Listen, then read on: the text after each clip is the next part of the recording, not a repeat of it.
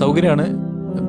അത് കയറി കഴിഞ്ഞാൽ ഒരു സ്റ്റോപ്പിൽ ഇറങ്ങുക, അടുത്ത് പിന്നെ എല്ലാവരും കയറുന്ന പല നാഷണാലിറ്റിക്കാരും എല്ലാവരും ഒരുമിച്ച് പോകുന്ന ഹറമിലേക്ക് പോകുന്ന വേറെ ഷട്ടിൽ ബസ്സുണ്ട്, അതിൽ കയറി പോകണം. ഈ ഒരു സിഗ്നൽ നിങ്ങൾ ഹാജിമാരൊക്കെ താമസിച്ചിരുന്ന ഒരു ഏരിയയിലുള്ള മഹത്തത്ത് ബാങ്കിലുള്ള ഒരു സിഗ്നലാണ്, വലിയൊരു സിഗ്നലാണ്. ഈ സിഗ്നൽ ക്രോസ് ചെയ്തിട്ടാണ് നമുക്ക് നസീമിലേക്ക് പോകാൻ കേട്ടോ. അപ്പോൾ എന്താ പറയുക വെച്ചാൽ, കഴിഞ്ഞ വീഡിയോയിലൊക്കെ കണ്ടിട്ട് ഇൻസ്റ്റാഗ്രാമിലൊക്കെ മെസ്സേജ് വെച്ചിട്ടുണ്ടായിരുന്നു, അവരവരെ ആൾക്കാരെ വാപ്പാനെയും ഉമ്മാനെയൊക്കെ കാണണം, പലരും വന്നിട്ടുണ്ട് എന്നൊക്കെ പറയുന്നുണ്ട്. അപ്പോൾ അവർ ഒന്ന് കാണിച്ചൊരു വീഡിയോയിൽ കാണിച്ചു തരാം എന്നൊക്കെ പറഞ്ഞ് മെസ്സേജ് വെച്ചിട്ടുണ്ടായിരുന്നു. പ്രൈവറ്റായിട്ട് മെസ്സേജ് അയച്ചവരുണ്ട്, കമൻറ്റ് ചെയ്തവരുണ്ട്. അപ്പോൾ ഞാൻ അവരോട് പറഞ്ഞു വെച്ചാൽ, നിങ്ങൾ നമ്പറും റൂം നമ്പർ ബിൽഡിംഗ് നമ്പറൊക്കെ അയച്ചിട്ട് ഒരു മൊബൈൽ നമ്പർ തീർച്ചയായിട്ടും വേണം, എന്നാലും എനിക്ക് അവരെ കോൺടാക്ട് ചെയ്തിട്ട് താഴോട്ട് വരാനും ഒക്കെ പറയാനും പറ്റുള്ളൂ. എന്നാലൊക്കെ വീഡിയോ ഒക്കെ എടുത്ത് കൊടുക്കുകയും ചെയ്യാം. അപ്പോൾ ജസ്റ്റ് ഒരു വീഡിയോ ആയിട്ട് അങ്ങനെ ഒരു പ്ലാൻ ചെയ്യുന്നുണ്ട്. ആരൊക്കെ 2-3 ആൾക്കാർ ചോദിച്ചിട്ടുണ്ട്, ഞാൻ അവരോട് പറഞ്ഞിട്ടുണ്ട്.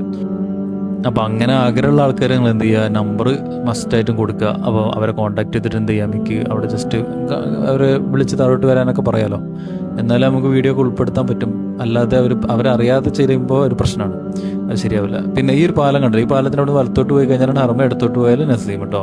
അതായത് തായ്ഫ് റോഡാണ് ഇടത്തോട്ട് പോയാൽ, അതിൽ കുറച്ചാണ്ട് പോയി കഴിഞ്ഞാലാണ് നമുക്ക് നസീം എന്ന് പറയുന്ന ഇപ്പോൾ മലയാളി ഹാജിമാർ മെഹറമില്ലാതെ വന്നിട്ടുള്ള ഒരു 16 ബിൽഡിങ്ങോളം അവിടെ ഉണ്ട്.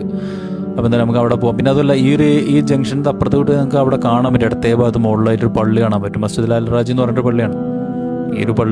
ഈ പള്ളിയിൽ ആണ് കൂടുതലും ഹാജിമാരൊക്കെ ഈ റോഡ് ക്രോസ് ചെയ്ത് സിഗ്നലൊക്കെ ക്രോസ് ചെയ്തിട്ട് ആ പള്ളിയിൽ ജുമാ നിസ്കരിക്കാനൊക്കെ പോകലുണ്ട്. ഇതാണ് കേട്ടോ പള്ളി, വലത്തെ ഭാഗത്ത് നിങ്ങൾക്ക് കാണുന്നില്ലേ നേരെ, അതാണ് പള്ളി.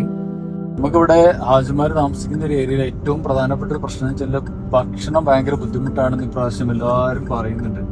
എത്ര കാറ്ററിംഗ് ഉണ്ടെങ്കിലും എത്ര ആളുകൾ ഭക്ഷണം എത്തിച്ചു കൊടുത്താലും അതൊന്നും ഒരു കാര്യത്തിൽ പെടാത്ത രീതിയിലാണ് ഇപ്പോഴത്തെ ഒരു സാഹചര്യം ഉള്ളത്. എന്തുകൊണ്ട് ഇപ്രാവശ്യം ഇന്ത്യൻ ഗവൺമെന്റ് ഇങ്ങനെ ചെയ്തു എന്നുള്ളൊരു വല്ലാത്തൊരു അഭിപ്രായം എല്ലാ ഹാജിമാർക്കും ഉണ്ട്. എന്താ ചെയ്യാല്ലേ, ഇൻഷാ അല്ലാ ഈ ഒരു ഓരോ കാര്യങ്ങൾ ഇങ്ങനെ തുടങ്ങുന്ന സമയത്ത് ചിലപ്പോൾ പല പ്ലാനുകളുണ്ടാവും. ആ പ്ലാനുകൾ വിജയിക്കണം, ചിലപ്പോൾ പരാജയപ്പെട്ടു പോകും. ഇതൊരു പരീക്ഷണം എന്നുള്ള രീതിയിൽ തുടങ്ങിയതായിരിക്കും.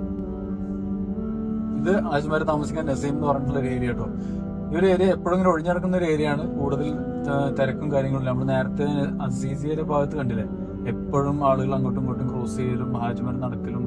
ഇത് കണ്ടില്ലേ, ഒഴിഞ്ഞ് കിടക്കുന്ന ഒരു സ്ഥലം പോലെയാണ്. ഇപ്പോൾ നിങ്ങൾ ഈ നേരെ കാണുന്ന ഒരു ബസ് സ്റ്റോപ്പ് ഉണ്ടോ, ഈ ബസ് സ്റ്റോപ്പിന് മാത്രം ഇങ്ങനെ ഷെഡൊക്കെ കെട്ടിയിട്ടുള്ള ഒരു ബസ് സ്റ്റോപ്പുള്ളൂ കേട്ടോ. ബാക്കിയൊക്കെ എന്ന് പറഞ്ഞു കഴിഞ്ഞാൽ ചെറിയൊരു കൊട മാത്രമേ ഉള്ളൂ. ബിൽഡിങ്ങുകളൊക്കെ ഏകദേശം അടുത്തടുത്താണുള്ളത്. പിന്നെ സൗകര്യങ്ങൾ എന്ന് പറഞ്ഞു കഴിഞ്ഞാൽ ഇതാണ്, തൊട്ടടുത്തൊരു കട പോലും ഇല്ലാത്തൊരു അവസ്ഥയാണ് ഇപ്പൊ ഇന്ത്യൻ മലയാളി ഹാജിമാർക്ക് വന്നുപെട്ടിട്ടുള്ളത് പ്രാവശ്യം.